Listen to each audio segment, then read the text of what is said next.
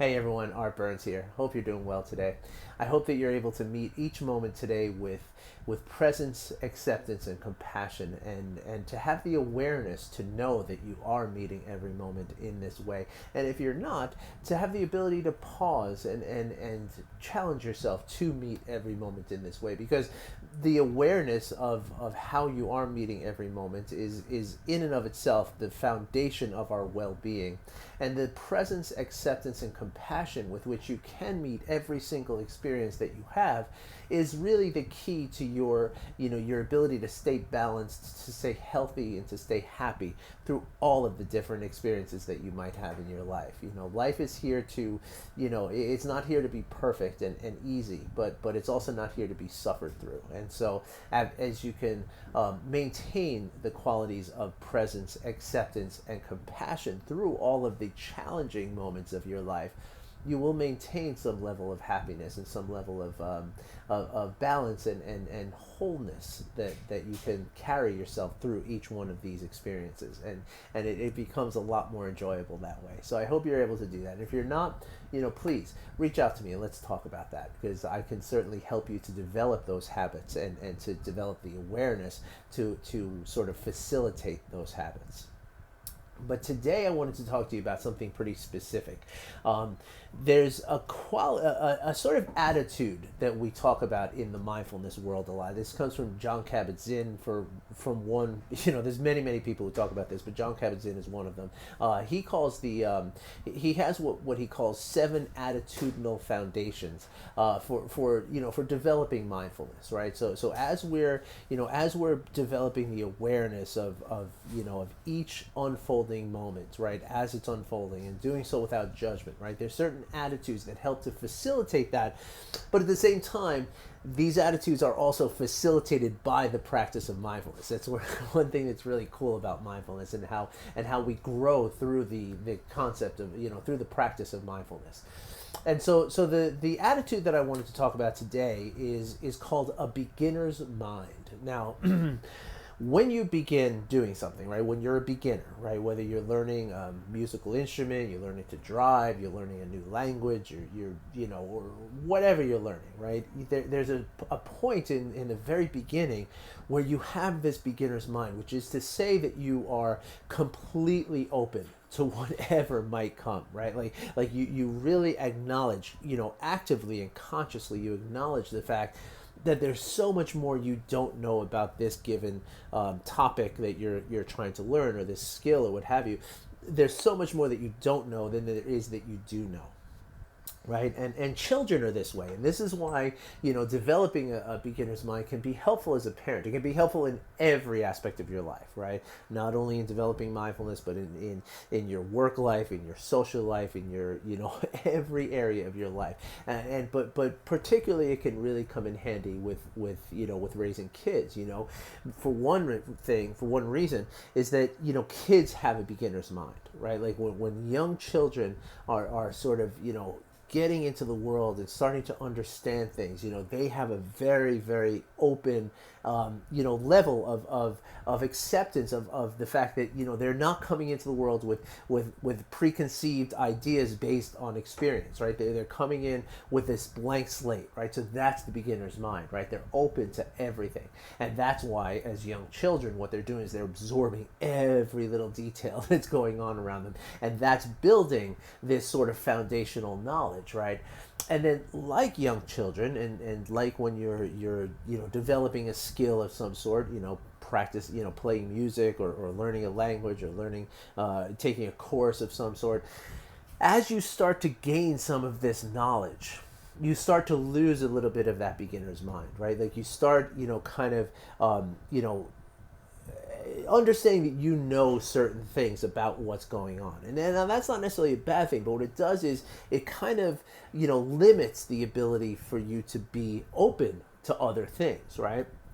And so if we can remind ourselves to be open to all the different things that there are to know about any given, any given experience, any given subject, any given, aspect of life, right? If we can approach things with this beginner's mind, what it does is it holds us in a position of openness and a position of receptivity to really, learn and to really, kind of,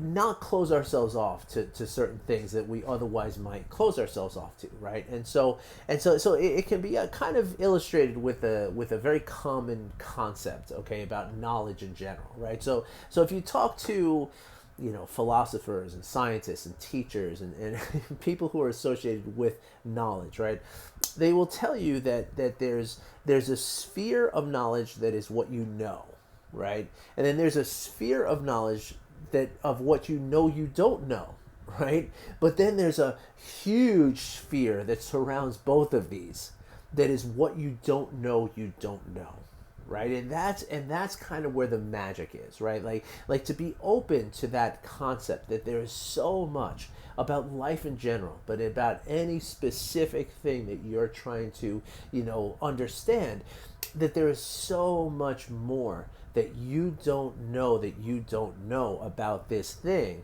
that by kind of staying in touch with that concept, right, you allow yourself then to be open to things, right? Because a lot of times what happens is when we feel like we know this one thing, we then don't see something else that might be true, right? That might be something that will really enhance our knowledge of this one thing, right? And so how does that apply to raising kids, right? I like to talk about parenting here because, I'm coming to realize how much, parenting is, how much mindfulness practices are key to parenting, right? Again, as I started talking about in this video, as we can develop presence, acceptance, and compassion, right? If you can parent your children in every moment with a sense of presence, acceptance, and compassion, you are going to not only put yourself in a most favorable position to teach your children the lessons that are important to you, but in addition, you're going to kind of they're going to pick up on that, right? Because remember, especially young children, they're just soaking up what they're seeing, right?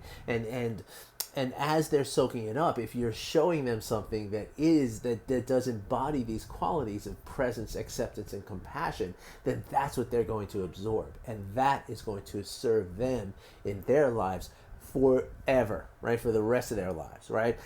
And so the same thing goes for the beginner's mind, right? As you are parenting your children, if you are constantly, reminding yourself and developing it as a habit to be open, right, and to know that to understand and acknowledge the fact that you don't know what you don't know about everything that's happening, right? Then what it does is it kind of enables and facilitates an openness, right, and an openness to be not only present, accepting, and compassionate, but also an openness to discovery and to discovery not only about what your kids are all about and what's going on, but a discovery also about yourself, right? And once you can get to that level, right, then it's very, very easy at that point to let go of the ideas of like, well, this is how it's supposed to be, like I was raised this way and this is how I want to raise my kids, and that's that, because when we do that, life doesn't work that way, right? Life is not about that, right? And when we try to conform life into those little boxes that are about our knowledge, right? That little sphere of what we know, right, versus what we know we don't know, right? When we try to, sort of conform life into those little boxes, that's when a lot of suffering comes through, because life doesn't work that way, right? Life is this dynamic, flowing, erring and just constantly taking turns and running all over in circles, and and life is free, life is flowing, life is about discovery. And when you can embrace the beginner's mind and train yourself to have a beginner's mind, the attitude of a beginner's mind throughout every experience of your life, then you can get into that flow with life, as opposed to, kind of bucking the flow by trying to stay rigid in your preconceived notions of what life is supposed to be, right? And again, now, when you do that, that's what you're teaching your children to do as well, right? And that's where it becomes a real disservice to them, because what you're doing is you're showing them that life is supposed to be this way, right? And then as they're learning throughout their lives, because you don't stop learning really for your whole life, but certainly as kids, I mean, well into adolescence, even into your early 20s, your brain is still forming. There's constantly stuff growing and stuff changing and stuff. Everything is completely plastic until that point, right? And so by trying to confine things and restrict things, what you're doing is you're limiting that plasticity, right? And you're limiting the ability for your children to really become the dynamic people that they are to become, right? Not what you think they should become, but what they are really becoming, right? In a real honest and in a place of integrity, right?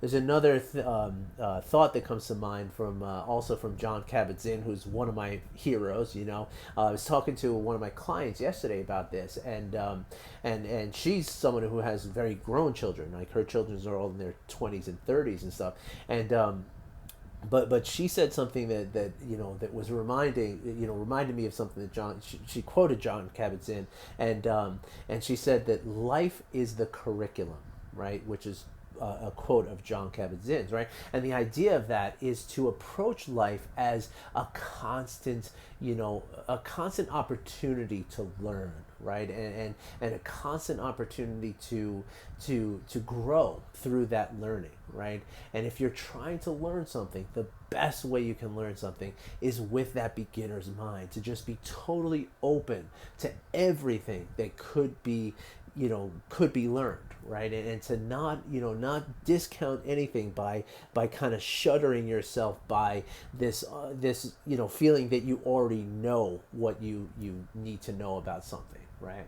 And so and she went on to say, like, after she said that, she my client yesterday, she described a circumstance in which it was very, very challenging for her, and she, at the end, she said, if my blood pressure is okay at the end of all this, then I know I'm good, right? And it was her blood pressure was perfect after this, like, extraordinarily challenging day, right? And what should have taken like an hour wound up taking 7 hours, something like that. It was like really, really challenging.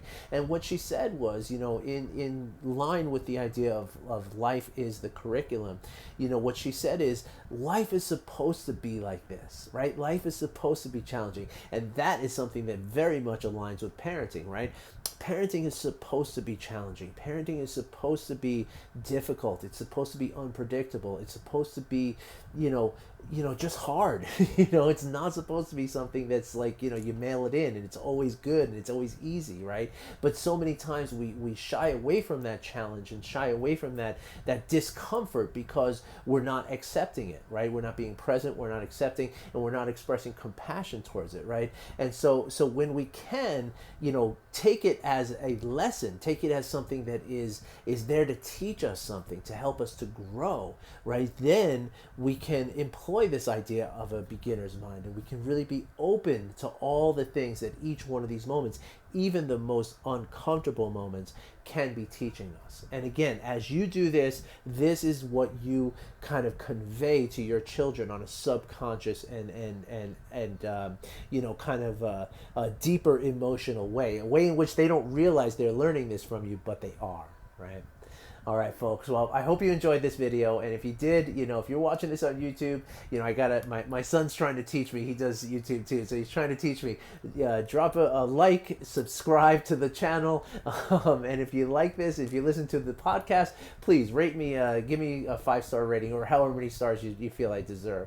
And by all means, if you want to learn more about any of this, right? If you want to learn, this is all very, very attainable through very simple practices that don't take that much time. So if you'd like to learn about any of these practices to start to develop this beginner's mind and start to reap the benefits from this in your parenting, in your life, in your social life, your professional life, your family life, your individual life, right? Please hit me up with a comment, or send me a message, reply to this email wherever you're watching this video or listening to the podcast. Reach out to me. Art Burns Coaching is the website. Art Burns Coaching is the email. Reach out. Let me help you. Figure out some very, very simple practices that will have you developing these habits in like 30 days. It's really that simple. So thanks for listening. Wish you well. Hope you all have a great weekend, and I'll be back again on Monday with some more hopefully very helpful information about mindfulness and stress reduction and parenting and all that life has to offer us. Take care, everybody. Bye-bye.